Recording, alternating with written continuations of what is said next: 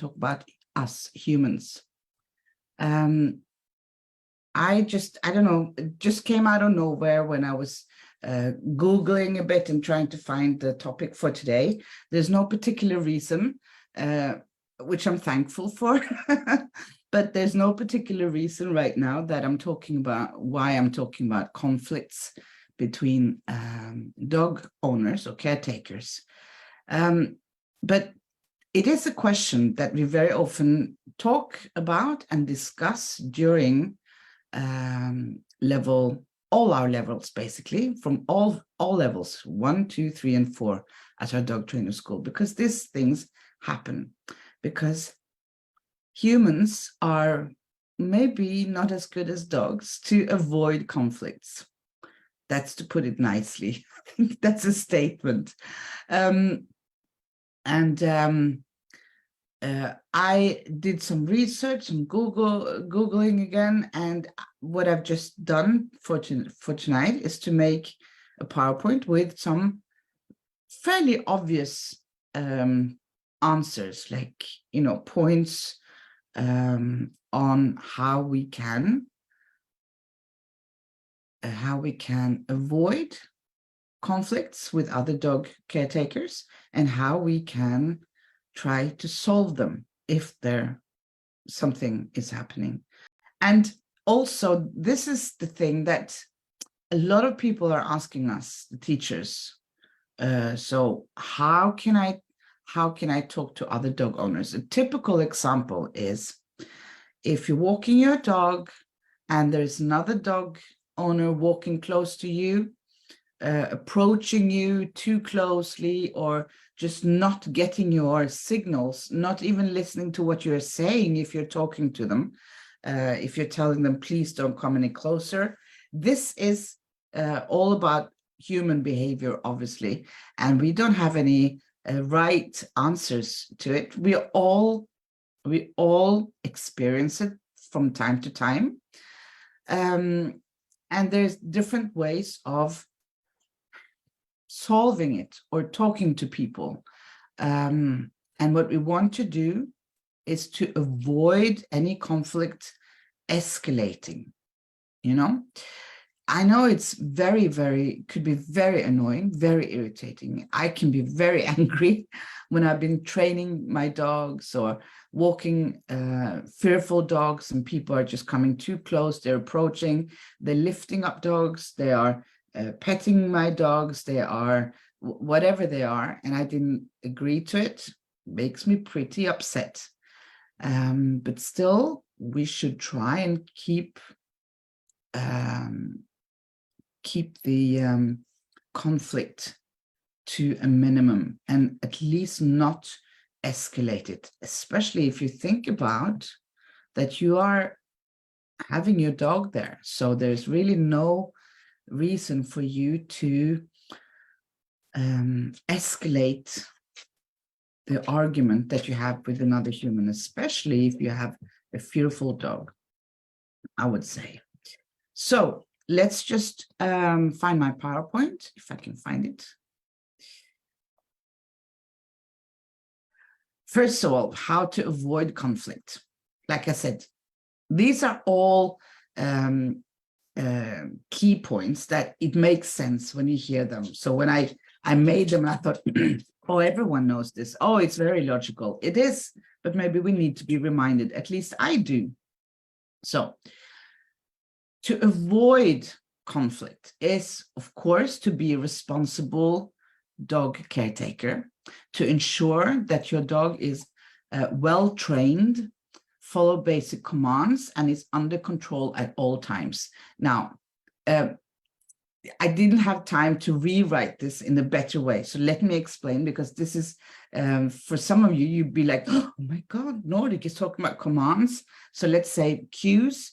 And in this instance, I do mean control, that you need to have, I don't know of a better word than control actually, but you need to be in control of the situation, especially because you are caring for your dogs, your own dog that you're walking.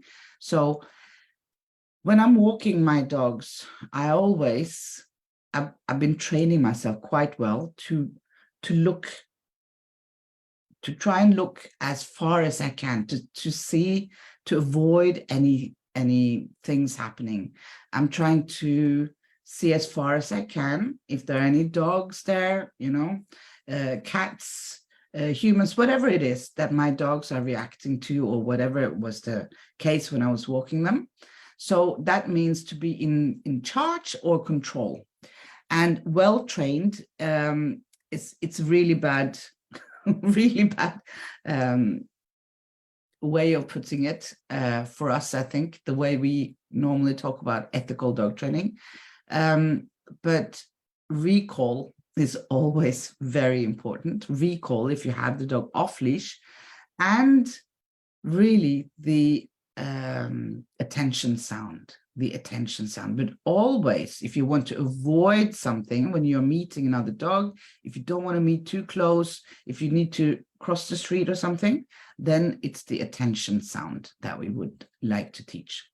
So keep a safe distance from other dogs and people unless there are mutual consent for interaction. And that goes for us as well. We all do. Keep distance. Ask before approaching. Always ask for permission before letting your dog approach another dog, especially on leash. And you need to tell your children to do that as well. And everyone should tell their children. Children, my experience is that children are better than grown-ups to ask for permission before petting my dog when I meet them. Respect personal space. So give other dogs and their owners space so that you are both comfortable, not only the dog, but also the owner. The owner can be a bit traumatized by things that happened in the past as well, when they were walking their dog. So respect personal space. And this should be in red, actually. And I actually had that in mind when I made PowerPoint earlier today, but I forgot. So, because it's so very, very important. You can avoid so many conflicts, so many situations, if you are good at observing your dog's body language.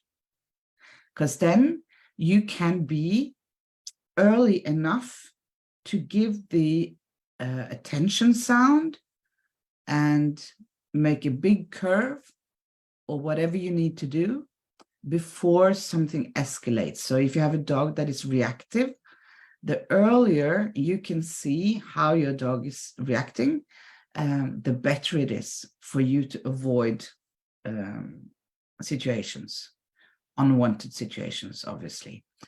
If you meet a dog, it's fine to greet. If your dog is fine with it, if both dogs are fine with greeting, there's no problem greeting other dogs. If we are introducing them, do it gradually though, and under controlled circumstances, meaning that you should be there and you know your dog best. I'm not sure if I trust everyone else to know their dog best, but I'm pretty good at observing their body language. And if you are good at that too, you have a great advantage, Always supervise when the dogs are playing, and especially if you go to a dog park. Now, I don't normally recommend going to a dog park with a lot of other dogs you don't know, but I do recommend going to a dog park if there are other dogs they do know and that they get along with, dogs that are their friends. That's a great place to do that, to be off leash. Every dog should be fortunate enough to be off leash at least once a day and to run as fast as they want. Like Annalil is saying, every dog should be allowed to run as fast as they would like, at least daily. You know, I know it's difficult for a lot of us to do that. If we live in an area where you can't have your dog off leash, then maybe you could go to basically take a train or take your car and go somewhere where that's possible. But anyhow, so if you're in a dog park with other dogs, even though they're friends, you need to monitor, you need to see what's happening. And again, the better you are observing their calming signals, their body language, and your knowledge about how dogs play, what is normal play, the better. Because a lot of the play is actually not necessarily playing. It could be also bullying. And actually, we did have the monthly webinar with Turid Rugaas yesterday in the membership platform. And next month, she's going to talk about bullying. So for those of you who are a member of the CARE membership community, then Turid will talk about bullying next time and how we can see if it's play or actually bullying, which is very interesting and good to know. We also need to have respect for other people's preferences. Not everyone likes dogs, and always respect others' comfort levels and personal space. The most annoying thing is when people are scared of something and someone is saying, but it's not scary. You know, it doesn't help if you tell someone that my dog is friendly and nice, don't be scared. If you're scared, you're scared. They have to deal with that somehow, but not when they're meeting your dog. Okay, so we need to respect that and communicate openly. So if a situation arises, communicate openly and calmly with other dog owners. And you know, when we raise our voices, when we get stressed, our dogs will be too. So if you start shouting and being very, very annoyed and irritated, then it's very likely that your dog will think, oh, I need to help here. So I'm going to start barking as well. Stay informed. So keep yourself up to date with local dog regulations and guidelines. You need to know, you know how it is in your country. I know in my country, in Norway, we have different regulations from different areas, from different counties in Norway. So you need to know the regulations of the area you are in to be a responsible dog owner as well. And be approachable, be open to conversations with other dog owners. Friendliness goes a long way in preventing misunderstandings and escalating any discussions. Educate children, teach them how to approach and interact with dogs safely and respectfully, and be mindful to other dogs. So if your dog is off leash, be mindful of leashed dogs that might be uncomfortable with an off-leash approach. And do train recall. So the recall is something you need to practice in different environments with different levels of disturbances. If your dog is good at recall at home or in the forest where you normally walk and there's not much else around, then you can't be sure that the recall is good enough in a different environment with more disturbances. So you need to train that so you can be sure that your dog is not hurting other dogs or animals, you know, wildlife, for example. I had my beautiful golden retriever. She loved carrying eggs in her mouth, you know, that's not a good thing. The bird nests. So you also need to respect the wildlife, of course. Now, if there is a conflict, if a conflict arises, how can you handle it the best way? First of all, we need to be calm. And the irony here is that a redhead is now talking about being calm. I'm the first one to admit that I'm not always able to be calm, but I'm trying. And the older I get, the better I think I'm getting at being calmer, you know. And one of the good things about being a grown-up and a little bit older is that you, to be honest, don't really bother to spend your time discussing useless things with people you don't know or will never see again. You don't care as much, which is a good thing, I think. Anyhow, start the discussion when the emotions are relatively calm, so that you can get the other party to actually engage in a conversation, not a quarrel or, any raised voices. And express your concerns respectfully. And it's always a good idea to use the I statement. So I feel, not instead of accusing them for you are making me feel, you're talking of your own experiences and how you feel.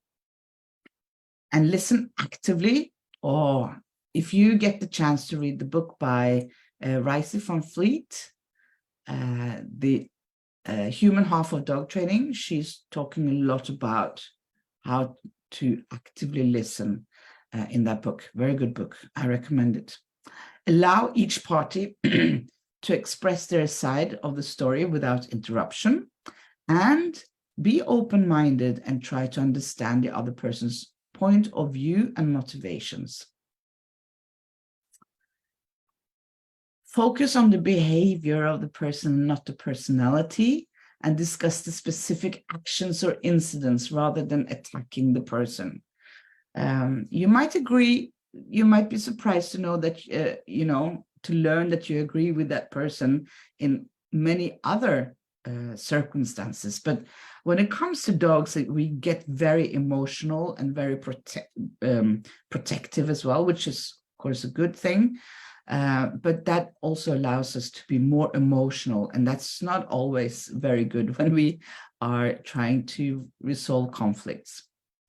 Try to find common ground with the person you are having the discussion with. Identify shared interests and concerns so you can build a foundation for the resolution. And, well, unfortunately, very often we have to seek compromise. So we should find potential solutions of a compromise. So if you're having a discussion with your dog, with your neighbor, and your neighbor has a dog, well, there's some issues there, or your neighbor doesn't have a dog and have some issues, try to find a compromise. And to explore, of course, win-win situations. Look for something that both parties will win, have some advantages of. And, there's no harm of apologizing. Actually, it's a very good thing to do. You can apologize that you did something that made the other person feel the way they did, and it wasn't your intention to do so. Explain that, yeah, we don't always know that how we act, what we do is hurting another person or making them uncomfortable or whatever it is. So clarify any misunderstandings. Sometimes, very often is my experience, more than we would like to know, more than we would know, the conflicts around us, they arise due to misunderstandings. So make sure there are no misunderstandings. Set boundaries for the future so that you can discuss guidelines for future interaction between your dogs, or whatever the issue is. And agree on some basic action steps that you both do. Decide on specific actions or changes that both parties can take to resolve the conflict. So in the case of this being a neighbor or, a family member, whatever it is, try to do that.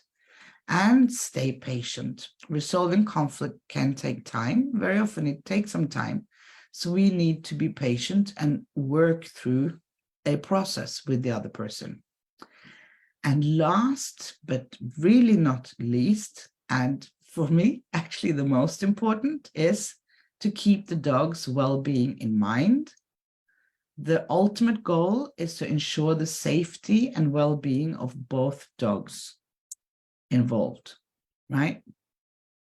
That's what we want to do. Okay, What do you think? What do you think? There are so many things that I'm not talking about having discussions online in Facebook groups and whatever communities you're a member of. Still, of course, these are good guidelines, but I think if you're very interested in dogs, we all, at some point with the internet, we've been into discussing online with people we don't really know. We think we know them, but we don't, or they're even anonymous. We don't even know their name, depending on the site you're on. And that's really, I've been there, believe me, I've been there. And I also been a moderator for one of the big ones, the biggest one in Norway, actually, many years ago. And I loved reading discussions about dogs and dog training and all that, but enough is enough, and always remember that you can't change another person's mind. You can have arguments for your side of the story or your methods that you're using and you would like other people to use, but it's up to that person to be open-minded or willing to learn something new.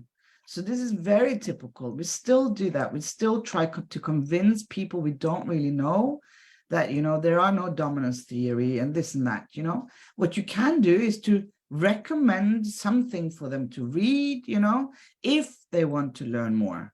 But you cannot spend your time and your life online discussing with, trolls even, to try and convince them if they're not actively seeking the knowledge. Okay, so that I don't recommend. There's so many better things to spend your time on, really. But there are conflicts in families. Some people don't like dogs within the family as well. If you read this discussion forums, there are conflicts with, when you're spending Christmas together and the mother or brother-in-law, whoever it is, cousin, brother, I don't know, any family member, they don't like dogs, or they have a dog and your dog doesn't really, go well together and all this kind of things. There are conflicts. Yeah, and with neighbors. Where I live here, I have a neighbor.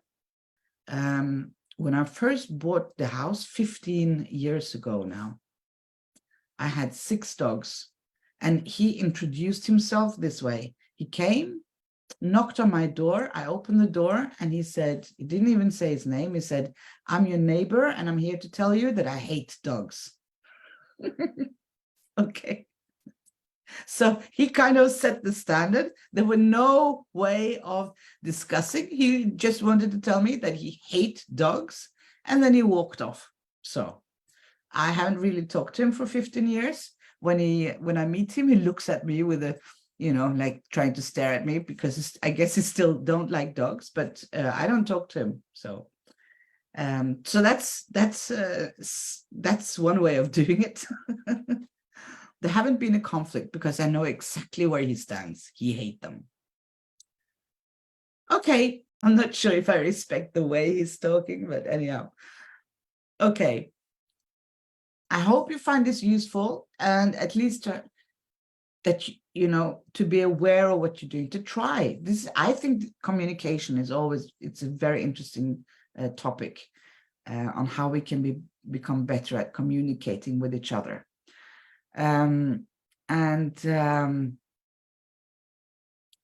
Just first of all, have your and the other dog in mind. Yeah, first care for them, and then you can have a nice, calm, open-minded talk with the other dog owner.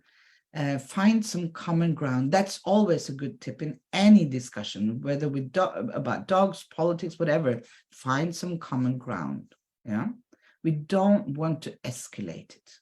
So be the better person to walk off if they start yelling at you. Seriously, be the better person. Okay, thank you for showing up. And I wish you a good and peaceful week with no conflicts or anything like that. Hope you don't need my advice. Bye.